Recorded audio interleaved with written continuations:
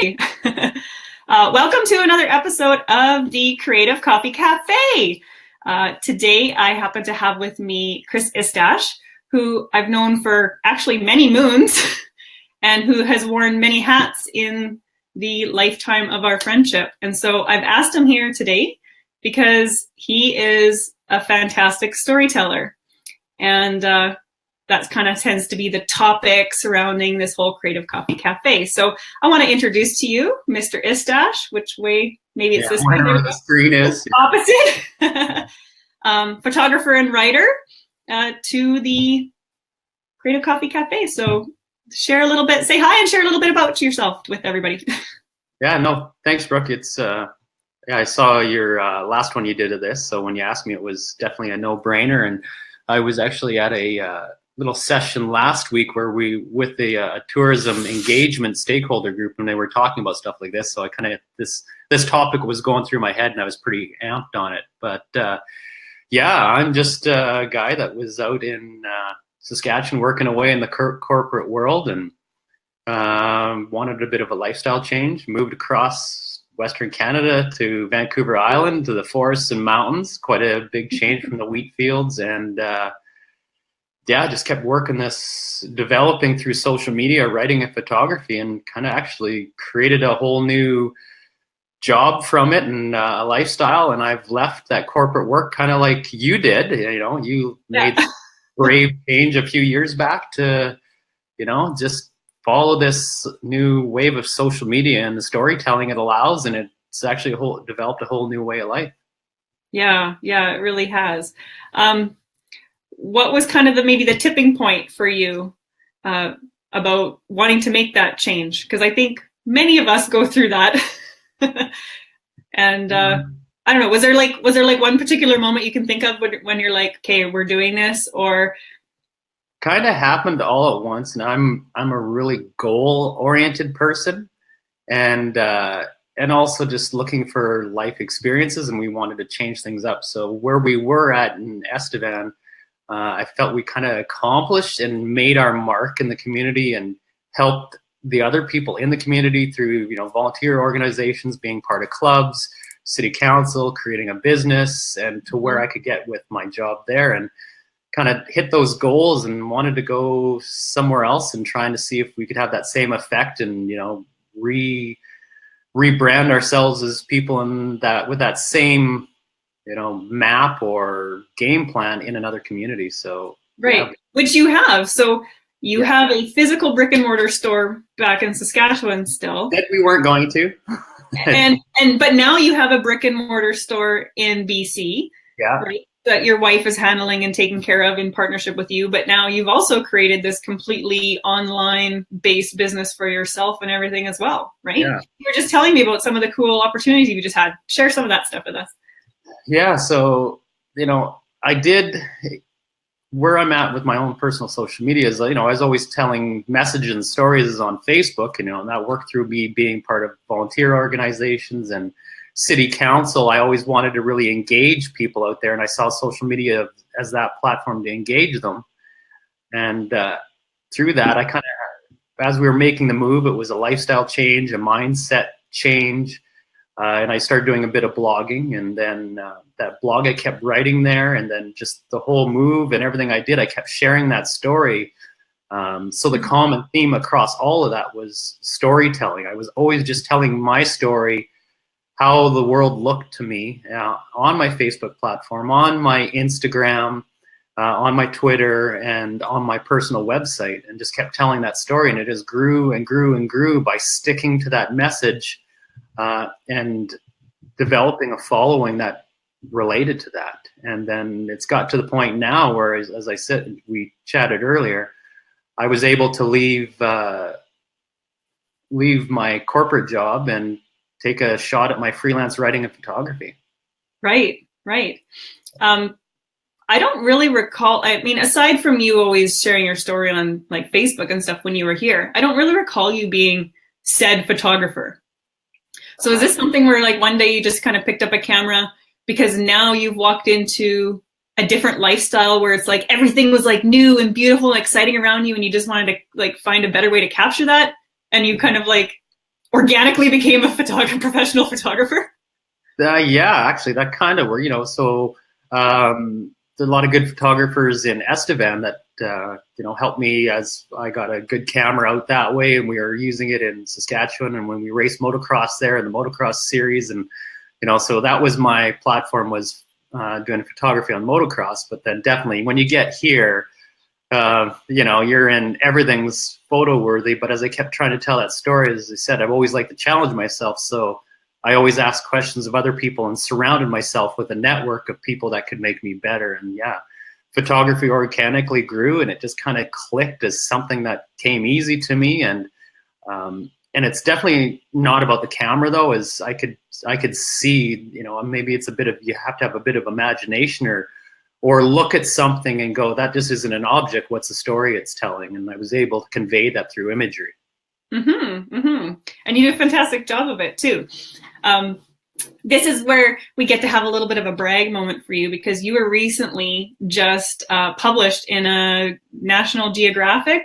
Actually, yeah, I'm doing it. So after this live chat, I've got another live chat to do on Instagram that's going to be live at 1:30 your time, 12:30 out here. Yeah, I got myself and actually a really good friend on Vancouver Island. We just got featured in Canadian Geographic. They reached out to me because they see what I'm doing on Instagram, and they were compiling the top Canadian photos all across the country that were on Instagram in the last year. So yeah, here's the book. I'll bring that in close. So yeah, it was the Canadian Instagram photos. So it's only Instagram then? Only Instagram photos of people from Canada that posted Canadian photos. So it was the ultimate Canadian Instagram photos, and they reached out to me and said, Chris, send us your top photos from the year. We want you to be in this. And I'm fortunate enough that they selected me and picked one of my photos. That's so cool. I'm just flipping to it. So yeah, there's my photo. The photo I took is the largest tree in Canada, which happens to be on Vancouver. Yeah. So I lead off the whole Western Canadian provinces section of the book. So, and I'm actually giving one away at 12:30, but they got to comment on my Instagram. Okay. Comment and tag some. So go to my Instagram right now, comment, go over to my friend Sarah's, comment on hers, and we're giving this away at 12:30. Right. So not to be too confusing, if you just simply go to @Stasher_BC on Instagram, you can actually follow Chris and you can see how he has developed his Instagram channel into an amazing storytelling platform. And then but Instagram is changing because, well, all the social platforms are always changing, but Instagram is changing in the fact that it's not just photos anymore. So before we kind of get into the agenda of the conversation today, and I'm thinking of it, tell me how you're using Instagram stories and adding that to your static photographic imagery to share that story. So there's two parts to the stories. So as we'll get to, thank you, Melanie. Yeah, it was. You can't even explain the tree. Everybody come visit me on Vancouver Island. I'll take you there. It's actually pretty hidden, and kind of maybe we'll want to keep it that way, but we'll let you see the photos. Right. Well, you can only secretly go to the tree if you go through us and you take me with you, and we're going to go give that tree a big hug. Yeah. So twofold on the story. So it's two things. There's one thing. It's a good way of it's a way to engage with your audience and talk with them or get them involved, whereas the photo is kind of, unless they're commenting or liking, looking at the feed is just a one-way street. You're not actively engaged. Doing the story is more of a real-time engagement, and you can do contests or tell a message you can type, and it's a little more interactive. And then also a good way to use it is what I like, definitely because of what I'm doing on my platform, is a lot of outdoor exploring and photography. Yeah.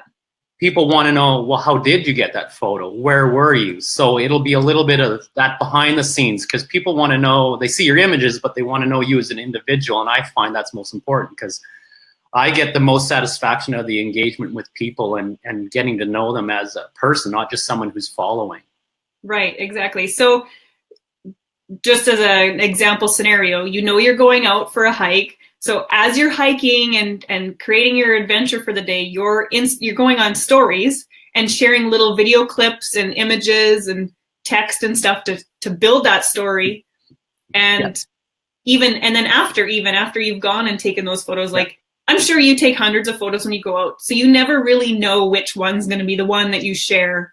Exactly. It's an after the fact, just because it's, it'll be 10 hours on my computer going through 100 photos 2 days later and editing and getting it figured out.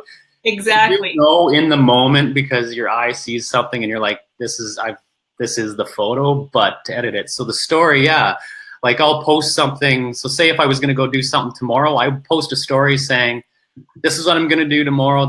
I can't wait to go here. I've been wanting to be there. Make sure you watch my story tomorrow, because I'm going to do a couple updates, and maybe I'll do a live feed so you guys can see where I'm going and experience it alongside me. Exactly. And then that would be, so if it was somewhere, of course, that had cool, Wi-Fi, of course. Otherwise, I would save those little photos and videos through it to my camera roll, and then I have 24 hours to upload it when I got back to Wi-Fi signal or cell signal.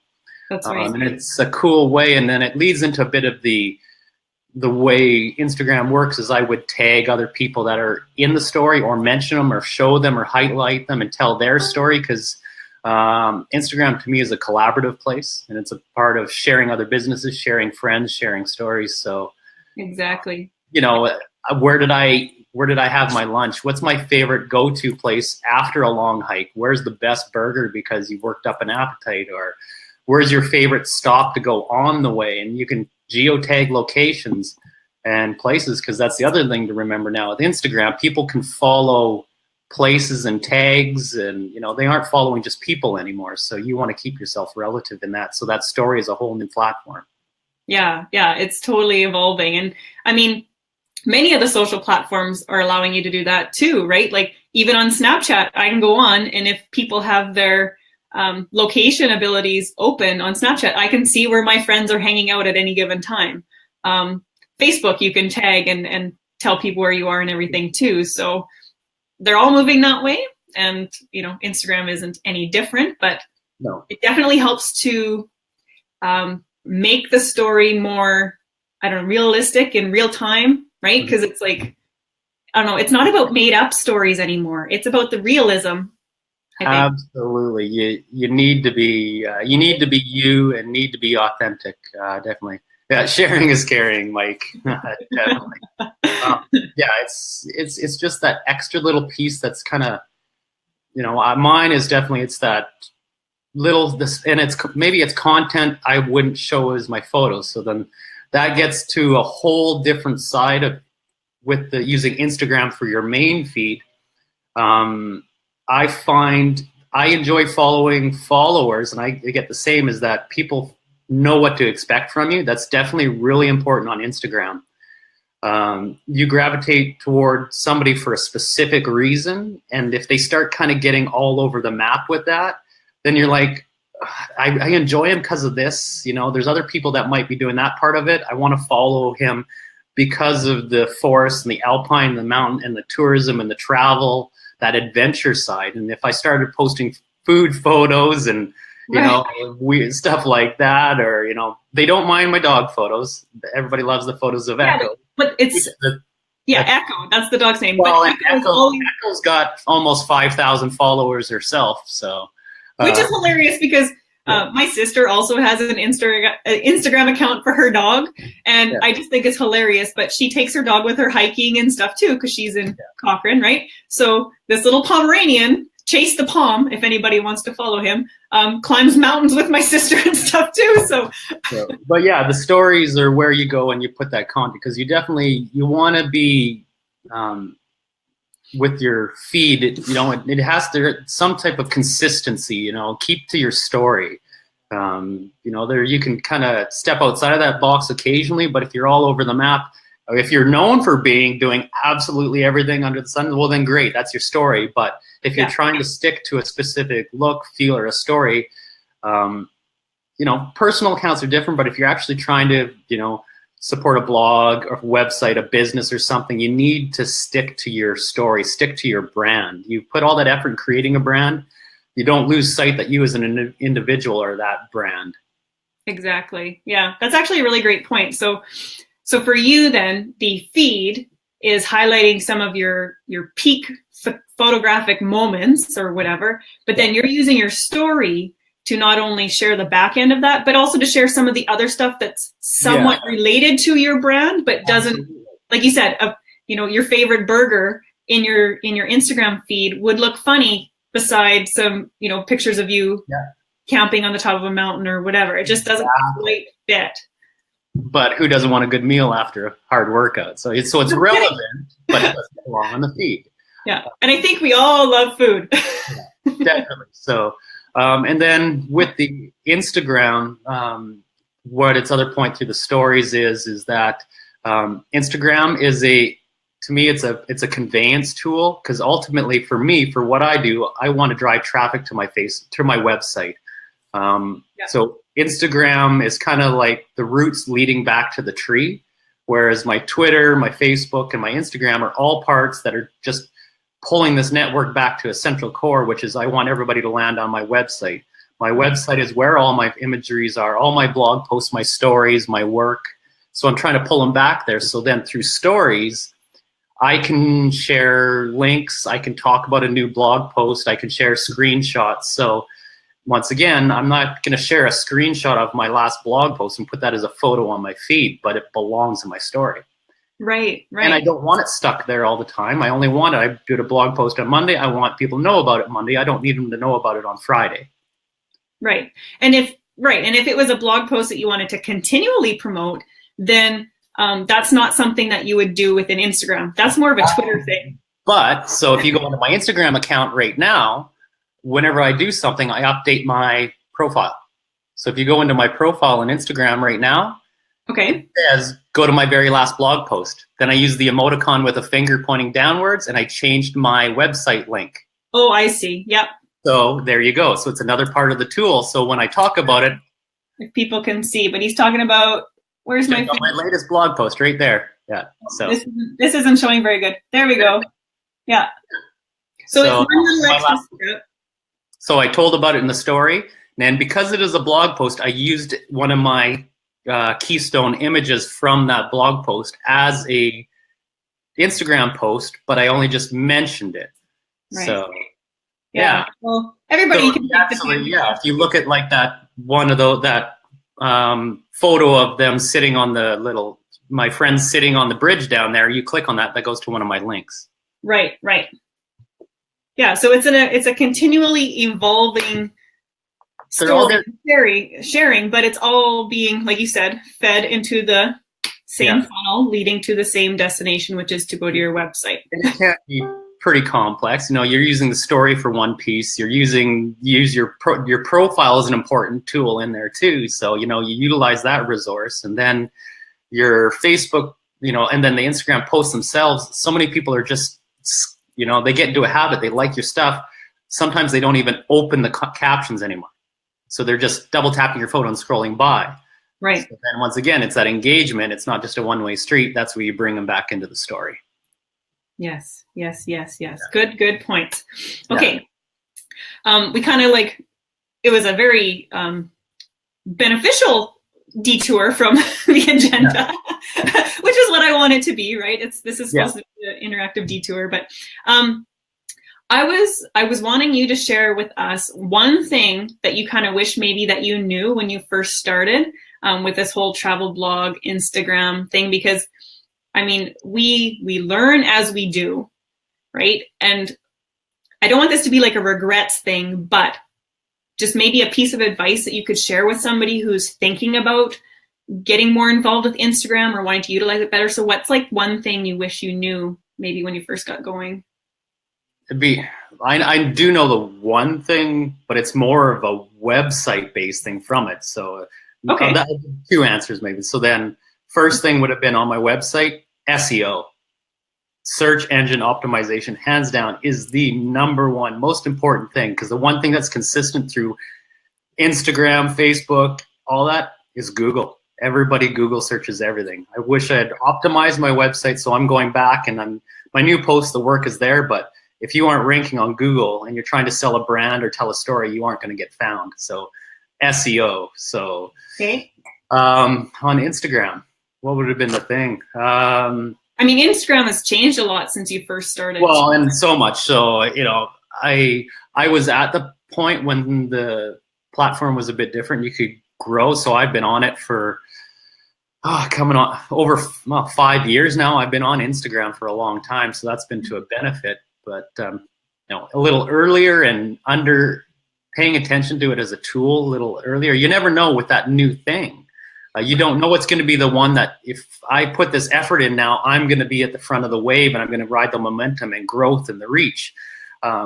It's pretty cool. I've got this group of friends that have skyrocketed and they're all 300,000 plus followers on Instagram. Mm-hmm. And that's their full-time job now is 100% Instagram. So right. Being on the wave earlier, but that still doesn't, that isn't saying how would have I known better was, well, what about the like the system that you're using, I guess, to post or to choose maybe the descriptions for your images or whatever? Like I feel like most people, and I think it's just normal when you first start on any social platform, you're trying to find your groove and you're trying to find how you want to best present yourself, right? Yeah. So was there something there maybe like at the beginning, were you kind of trying a little bit of everything to kind of see what stuck and then basically doing what I like to call the rinse and repeat, finding what's working and just continue? So maybe would have been the captioning or, I did somewhere, fortunately one of my pet peeves is the generic quote throw out thing that goes in. A lot of people did for a while on Instagram. I fortunately never did that. Because that was one of the things I'm like, yeah, you're not being original. You're just grabbing like, in the outdoor world, I saw it the most. Everybody throws a Thoreau or a John Muir quote at everything. It's like, come on, be original. But would have been, I tried a few different captions. One talking just strictly like, here's the location, here's the details, how to get there. Then other things talked about just being, going to being the benefits of the outdoors. And now I've actually kind of put them all into one. But maybe would have been, just using the right hashtags earlier on. Okay, well, let's jump to that question then, because one of the things I want to talk to you about is hashtags. I feel like this is a huge headache for people. A lot of the people I talk to, they're like, I don't even understand hashtags. I don't really know how they work. So the basic premise of a hashtag is it's a searchable keyword. Yeah. Right. So if you're interested in cats, hashtag cats. Of course, now you can follow the hashtag. Yeah, so that's right. So then Estevan is awesome hashtag, and everybody starts following that and using it, and you can see every day what's awesome in that area. So there's a new one for you to start. Right. Exactly. So let's talk about hashtags then to kind of help people. Do you have a specific system, I guess, for choosing which ones you want to use? Or do you have like a certain number of hashtags that you use? Because I know you can find infographics that tell you should have this many hashtags and blah, blah, blah. It's weird the way there's so many things going on with, I don't even want to confuse people with where Instagram got in and they were doing shadow banning of some hashtags because they were being overused and you were actually the algorithm was forcing you out of it, not including you in those searches. They had it where the captions, people would put them in the second comment for all the hashtags, but then those stopped ranking anymore because they only referred back to the original post. Okay. So hashtags, keep them in your first comment in your original caption. Right. Now, visually, though, a lot of hashtags looks bad. So for starters, we'll sidetrack real quick. When you're captioning your Instagram, a super cool trick that you want spacing, you want lines, because people probably do all this typing work, and then when they go post, it's all mumbled as one big paragraph. Right, yeah. Write your Instagram captions in Notes. If you have an iPhone, open up Notes, and you can do all your formatting and bolds and add images and logos, and you can create spaces. Let me see if I can. Yeah, so see how I've created all the spaces, I've added flags, and I've done all that. I wrote all that in Notes. And then there's a perfect spot there, Brooke, where I showed my 3 hashtags that I wanted to highlight. Let me see if there's a big gap down below where my other hashtags are. So basically, those would all be hidden below the see more line because you can only usually see the first 3 or 4 lines of a caption. So you're burying those out of sight because hashtags aren't visually appealing. No, they're kind of a turn off in a way, right? And the other trick, if people that they can use it on an Android or any other platform, if you don't have notes in an iPhone, write your post in go to Facebook, open up Facebook. So yeah, there's another perfect example. Lots of white space. So go into Facebook, open up a status window that you're going to publish a new post on Facebook. Right. Write it in Facebook. Then you can add your emoticons, you can add your spacing, everything, and do that. Copy and paste that into Instagram. That's a really great tip. I actually didn't know that. Have notes. So you can do all your formatting on Facebook, copy and paste it out of there, just close the Facebook post, and then post it into your Instagram post and done. See, Facebook is still super beneficial. There's a trick. It's just that's how you get that formatting. Right. Now to the hashtags you use, you want to find a balance. So now someone like a photographer like me in the landscape, there's a lot of pages that reshare our stuff because they're just resharing accounts, but they have a huge reach. So I know examples. So we talked about how I got featured in Canadian Geographic. They have their hashtag ShareCanGeo. Right. And National Geographic has an awesome account, and it's Your Shot Photographer. Without doing those, they wouldn't see the photos, and I wouldn't get featured. So I'm doing that. But with big hashtags like that, you want to find a fine balance. So now here's the thing. Everybody out here uses Explore BC. I think Explore BC now is like 3 million uses of that. You're lost in it. Your chances of ranking high. Explore BC as a hashtag, right? Not as the account. The most popular hashtag out here. Everybody does Explore BC. Okay. But because everybody does it, the chances of you coming up in a suggested post or in when you go to search in Instagram as a search feed, or as well, there's another thing that people don't see is like posts in your area. You can become trending in the story, but Instagram pulls that automatically. But if you pick something with 3 million people using that hashtag, or there's 3 million of that hashtag out there, or 10,000 being posted a day, you're not going to be relevant. Find those new hashtags that are out there and happening that maybe there's 150,000 of them or 75,000. Or is it a super popular place that has a hashtag that's being used, but not a lot of people are using it, or like they're going to go visit somewhere? You can create your own hashtag for that mountain too. So don't think of it now, but down the road when someone goes, I want to hike there, what would be the hashtag I'm going to search because I want to see photos of who's been there. Right. So everybody, what's the hashtag? Is it Boundary Dam or is it Woodlawn Park? For back in Saskatchewan in town there for you guys. Yeah. Are there lots of ones for that one? Does it exist? So search it and then use that. Right. So it's not about using the most popular ones. No, because you'll be lost. I mean, I guess you could, but don't put priority on them. Have them lower in your hashtag bundle, right? And start to find the ones that are possibly new and upcoming or creating your own. Yeah. Right? So again, this strategy is a social media strategy that takes time and investment in it before it starts to really produce you some major results, right? Yeah. So, and I definitely do. I'll still do the Explore BC because I just want to share the message. And then there's an Explore Vancouver Island. So, I mean, there's a common theme to a lot of the outdoor ones. But there's people notice is look at all the posts that, who do you follow and what's their hashtag? I use Explore Beyond the Usual as mine, and there's tons of people that actually adopted that as their own now.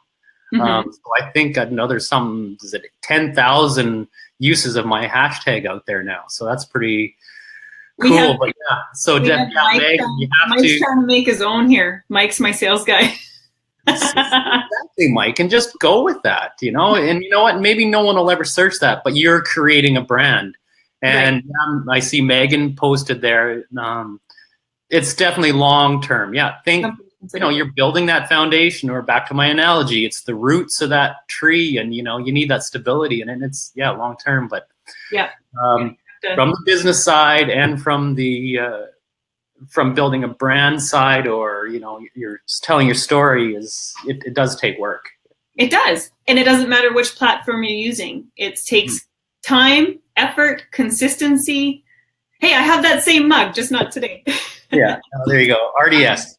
It is. It's something that you have to build a solid and proper foundation on to get to the point where it really starts to produce you basically the results that you're wanting. And I feel like because a lot of things nowadays are so instantaneous that we forget about going back to the hardcore brand building and foundation setting and old school networking and all that kind of stuff, and tying that into our social media.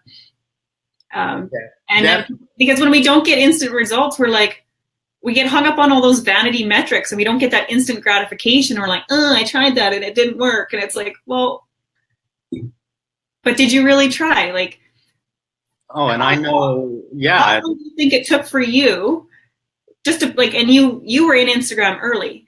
Yeah. Would you say that there was maybe a pivot point for you between when you started and now where all of a sudden you've seen it was the first 2 years? Yeah. 2015 was the big year. Then 2015 to 2016 was the big growth year. Definitely it is harder now with the way they've changed their algorithm. I've noticed it's improved in the last month because I think Instagram Facebook, who owns it, brought in the algorithms. They've heard people complaining. It used to be it was chronological. Mm-hmm. So I know that, a lot of us, we knew that, and we would post every day at 8 a.m. You would see it. There was tricks. You'd go back to the following page, and you would start seeing when everybody you knew was posting, and you would mm-hmm. post at the same time, and then you would become relevant to, you're getting at the beginning of that wave. Now it's so random, and it's an algorithm, so Instagram was just deciding what you would see. I've seen it shift back because of the complaints to it.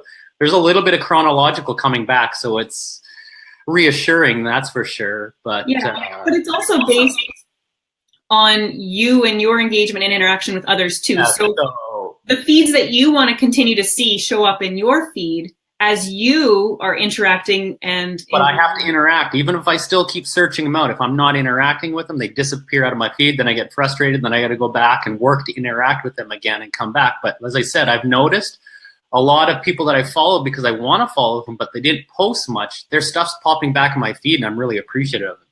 Okay. Back in the early day, I was doing 2 to 3 Instagram posts a day at the beginning because that's what you needed to do. Mm-hmm. Now, I'll do Monday to Friday tops, or I'll make sure I do Sunday night. Everybody's back after the weekend. They're tired. They're going to crash on their couch. They grab their laptop. They go on their phone. So I'll make sure I do Sunday night or Monday night. A Friday night post usually isn't going to get seen at all, so I don't even bother. No. Same with Saturday. Saturday I might do a story though, because doing something, but I've dialed it back now. But you still need to be consistent. If you go without a week of posting something, you suffer. Right. So, but by dialing back and doing it that way, safe to say you're focusing more on quality. Yes. Instead of quantity, correct? Quality, and then once again, that quality pulling back and putting people to my Facebook or to my Twitter or to my website. And I make sure all four platforms are supporting each other. They all point back at each other in all different directions. And then the other really important thing, and you did touch on it, you said community and collaboration. Mm-hmm. Use that. If I'll often in my story, I'll share friends' photos as well, screenshots, and say follow them because I'm inspired by them, or I look up to their work, or I like their story. Maybe they're not the best photographer, but they're telling an important message. Friend Sarah here on the island, I think she's one of the foremost First Nations storytellers. She's bringing back the culture of her life out here of the Nuchalneth Nation, and her dad's an elder and a carver, and they're relearning the language, and she tells that story, and I think she's one of the top Indigenous storytellers in BC, and she's actually, because of her Instagram storytelling and her social media storytelling, she's nominated for top 40 of 40 in BC this year. That's cool. So, so I wanted that message to share, but then but then again, then there'll be some feedback back when you help other people, and they'll share your work and they'll like your work. So yeah, it's the rule of reciprocity, right? I help you, you help me. You get what you give. You tell other people stories and share their messages. It goes back to even say, if we aren't talking about mine, where it's, well, how is that relevant to my place? Because I've got a retail business, or I'm a store, I'm a brick and mortar store. Well, what business services do you use in town as a brick and mortar store? Tell their story. I always go here for breakfast before I go to work because I'm more productive at my business and better for my customers because of this business. Yeah. No one's in competition. You can't think of it that way. No matter what, the stronger community benefits everybody. Good point. You've always been a huge community advocate. So, and at the end of the day, it's better to be positive and to shine bright lights on the positive things in your business or in your life, and leave that negative stuff. Totally. And nobody wants to follow any of that. No, we don't. I typically don't follow any negative Nancy's, not unless it's like Grumpy Cat or something like that, where that's his thing. Yeah. Okay. Well, do you have like 2 or 3? We've talked about a lot of different tips and stuff. I think some really good stuff has come up. One of the questions I was going to ask you was if you had 2 to 3 tips maybe for businesses to help them better use Instagram, to help them share their story. I think personally, I believe going out into the woods and taking cool pictures and camping and like hanging out with your dog, like that seems so easy and natural to share that kind of a story. But you also are a brick and mortar store owner. So what would be something that maybe those of us that don't have such fun and exciting businesses can use to potentially help share their story? Best part, well, tell the story about your business. Why are you in business? What do you, maybe at work each day, actually, I'm going to point out a Estevan company to be relevant back in Estevan. I'm watching what they're doing. The Soul Hideout, the new owners, they're doing they keep, their dogs at the store all the time. I see their dog and they're telling a story and they're saying what they love about work, but in the background are their products and their things they're doing. But I notice they keep telling a story about what they love about work and the benefits of being there and why they own the business now. And then they have the dog at the store and they're doing all these different little things, but they're just telling a story. Mm-hmm. And then I'm trying to educate back at our store in Saskatchewan with that right now and help them. And that's why I've been talking with you to maybe have your business help them, is just it's tough definitely when you're a business that sells products to not push that product on people. So in some way, don't sell this product, just say why you like the product or show it in just a natural setting. And once again, it goes back to imagery. People like a nice photo, but your product can be in that photo. Well, so don't just say, here's the product, buy it, here it goes. It's like, why would you have it? Or why do I have it? Or yeah, and it is a little bit more difficult. Like you're in the clothing retail space. Which is really hard. But I have to say, your store and then the one across the street, Jenny Jones. Absolutely. I chatted with her yesterday. Fantastic jobs of having staff or, some of your more popular customers wearing clothing, and then you take them outside and you take a picture of them out there and, describe the outfit or whatever and tag all of the brand names in it and stuff like that. Like, to me, first of all, if I know the person, immediately I feel an instant connection because there's like that personal connection there. But secondly, it feels way less salesy and intrusive than for somebody to, I guess, just snap a picture of a bunch of clothing on a rack or, you know what I mean? Those happen. I'm like, guys, let's tell our story or, post a video and say, and then you can do that is make a video of, say, well, that store has skateboards, post a video of skateboarding, and you're not selling anything in and below and say, this is a person having fun. And then you can just push a little bit lower in the comments and say, this was this product, this is what we have it here and all that, but don't make it the first part of it saying, we have this, buy this. I try to avoid that because I don't like pushiness, because successful businesses don't sell product, they build a community. Right.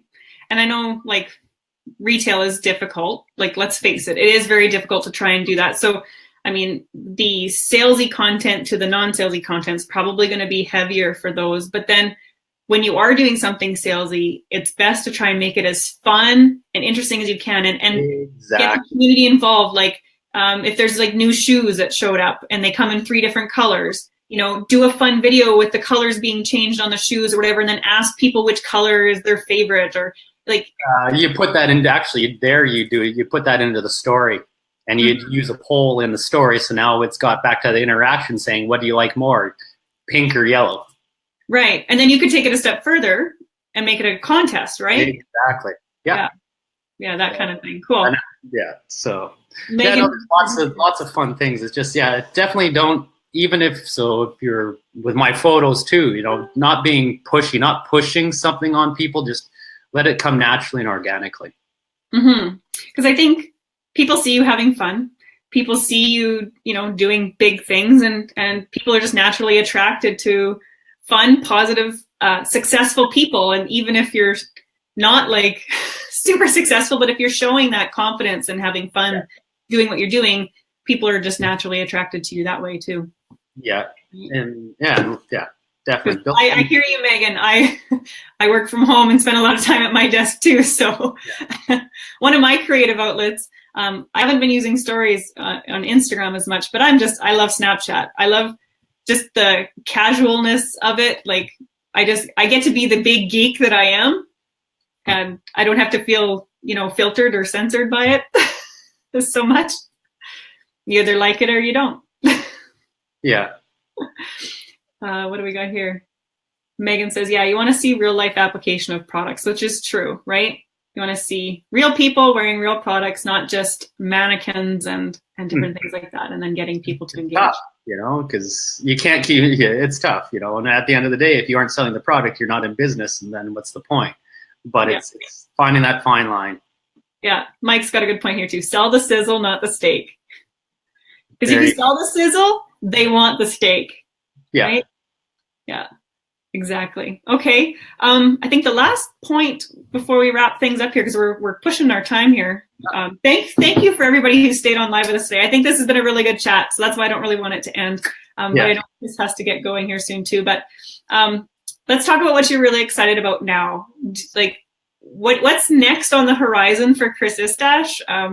Or what's got you really excited right now that you can't wait to, I guess, explore further?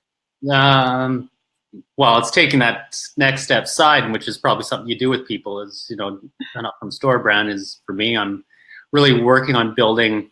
Everything I've done is because I've told my story so well on Instagram. My work and everything I've done has come organically. I've actually not gone out and gotten the work. I've been really fortunate about that, and I never take that for granted or forget it. But now it's building a media kit and actually going out and pursuing brands. As I've gotten bigger brand names, I did Canadian Tire work and BC Transit, BC Ferries, Canadian Geographic. I did some Instagram for Duracell last year. You know, it's. Oh, did you? You would have never known, though. So that's a way about selling a product, but not selling a product. So, right. You know, as those things come, I really want to push it further to, you know, see how far I can go with it and reach out to some bigger companies and tie it into some big exploration stories and going further with it.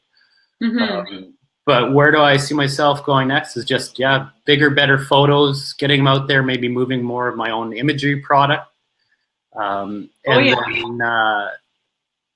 from a social media platform, I got to get into video. YouTube right now you need to be on YouTube. Or doing the videos on Facebook. And the videos, you even said it on Facebook itself, they needed to be uploaded direct to Facebook so they autoplay, not a shared video from YouTube or Vimeo or wherever. So video content, and the algorithms support that. Even with the changes to Facebook pages, shares, likes, mentions, tag a friend, you're downrated for that now, unless it's organic content. And then if you're using more video on Facebook, you're being upranked. Right. The statistic right now is that live videos on Facebook actually get 6 times the interaction and engagement than an natively uploaded. Yeah, so there's something Megan puts on, which is tough. Now we're getting sidetracked. So with Facebook wants you on Facebook. So anybody that's using Instagram for blogs and sharing that content and everything, if you go in and you create a post within Facebook, upload the photo into Facebook and share just the link rather than sharing the link and letting Facebook autocomplete it, the one that you created with a unique photo and a unique link will rank higher and get more reach because you're keeping the content within Facebook. Right. Share your blog post from your website and let Facebook automatically complete the photo and the caption and everything. You're sending people away from Facebook, and the algorithm downranks your link. It's crazy. So the same thing might happen on Instagram as well. So, well, I think it's safe to say every platform feels that way. They want you to stay on that platform. Yeah. So, and that's where you have to get, I guess, a little bit more strategic about how you're sharing. You can't share the same way on each platform. So find the best way to share on each platform and always be directing traffic back, I guess, even though you're directing it off Facebook to your website, finding the best ways to do that. Yeah. Right? Yeah. Like you said, changing the link in your bio, things like that.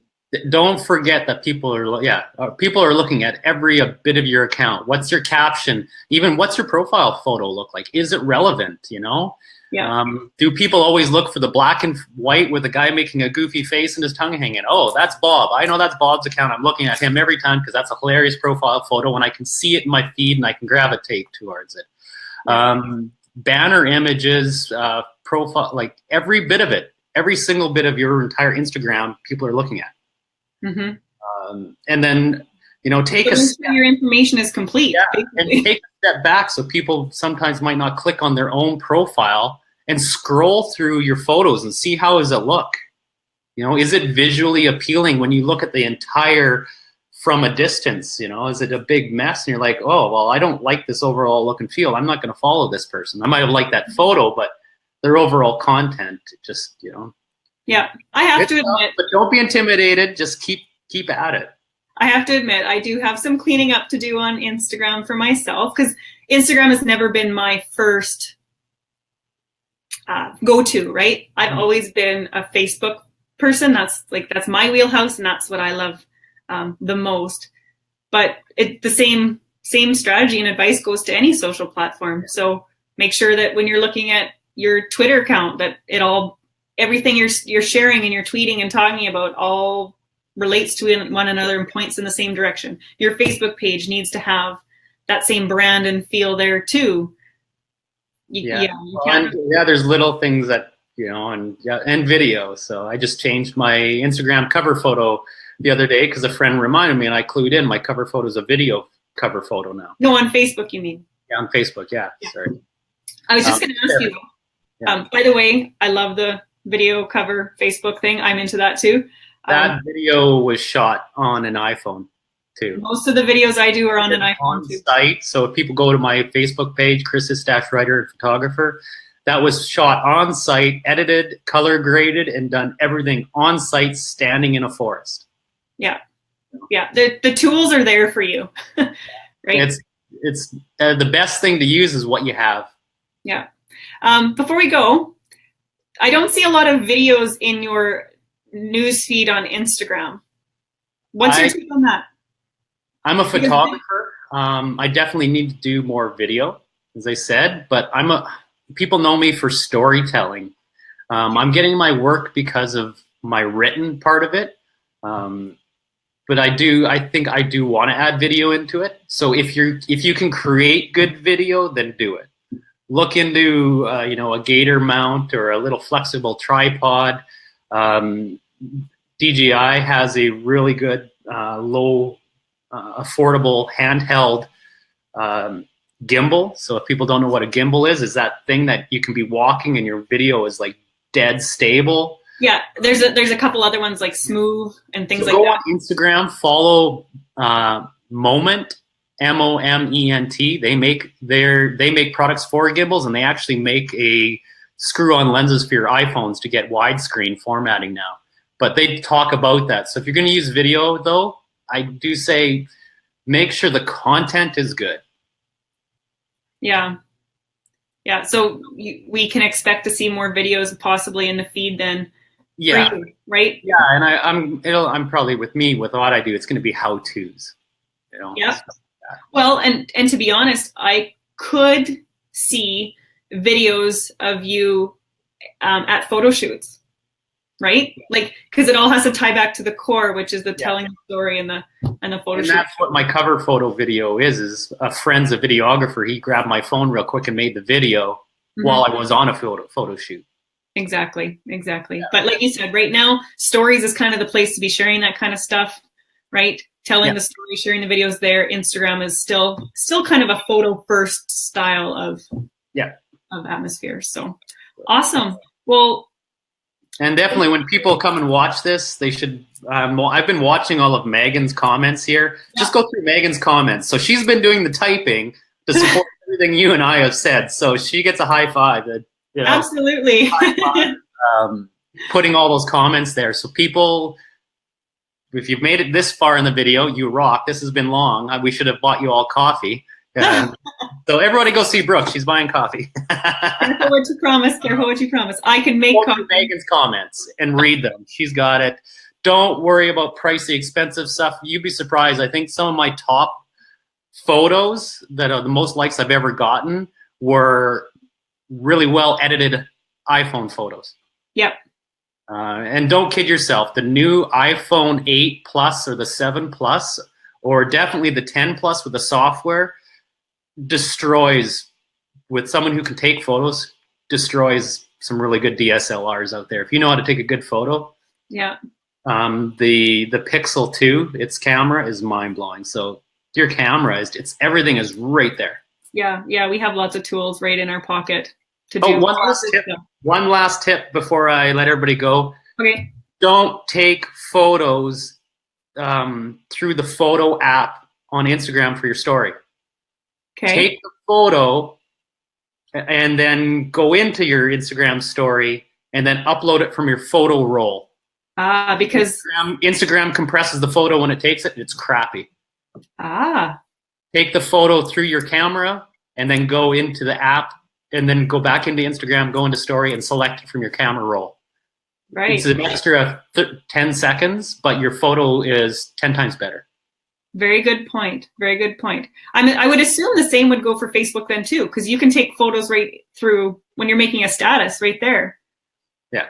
Right? Anytime you upload the video as opposed to taking it right in the app, it's probably always going to be clearer. So maybe we can do a whole other one of these on how to take good iPhone photos. Yeah. Here we go. Here's Megan again. She's been our moderator. Yeah. Thank you, Megan. And thank you everybody else who joined us today. We've had quite a few viewers pop in and out throughout this chat, and we did go a little bit longer, but like I said, the conversation was good, and I didn't want to cut you off, Chris, because I want to learn as much about Instagram and stuff as well. So huge thank you to you for sharing and taking your time today to hang out with me during this chat. And I believe there's a link to Chris's Instagram account in the comments, so please go check him out. Watch what he's doing, because the best way to learn how to do something for yourself is to find other people who are doing it really well and figure out how to make it work for you. And don't be afraid to ask them. I do it all the time. I message so many people I look up to on Instagram and comment them and tell them good job, and I private message them and ask them questions. And people, like I'm doing here, people care about other people and want to help out. So you mean to tell me that being a human is a good thing? Hey, there you go. Yay, that's what I try and tell everybody. I'm like, be a human. It's a human factor. Yeah. Just because social media is out there and you can kind of live behind a veil and, you're not there in person, that doesn't mean you have to lose the fact that you're a human, and interaction and connection and talking with people is still key. Still key. You bet. Awesome. Okay, well, thank you very much. And thanks to everybody that commented and watched and dropped in and dropped out and gone. It's long, and it was lunch hour, and they only had so much time. So, well, perhaps they were eating their lunch while they were listening to us. So perfect. But anyways, good luck with your contest. Yeah, half an hour. Everybody's got a few more minutes left to go and enter it if they want a copy of that book. Yeah. So. And 12:30 live on my Instagram, Sarah and I. Sarah's a ultra runner, and she has some of the fastest mountain and run times on Vancouver Island out of anybody. So She's a record holder and crazy ultra runner and performance athlete. So Nice. come watch us at 12:30. Cool. I might have to do that. 1:30 your time. What time are Saskatchewan time? 1:30 in a half an hour. Okay, in a half an hour from wherever you are. Yeah. Awesome. Cool. Awesome. Thank you so much, Chris. I hope you enjoy the rest of your day and keep mindfully exploring. Hashtag explore beyond the usual. There you go. Sounds great. Thank you, Chris. Bye. Bye, everybody.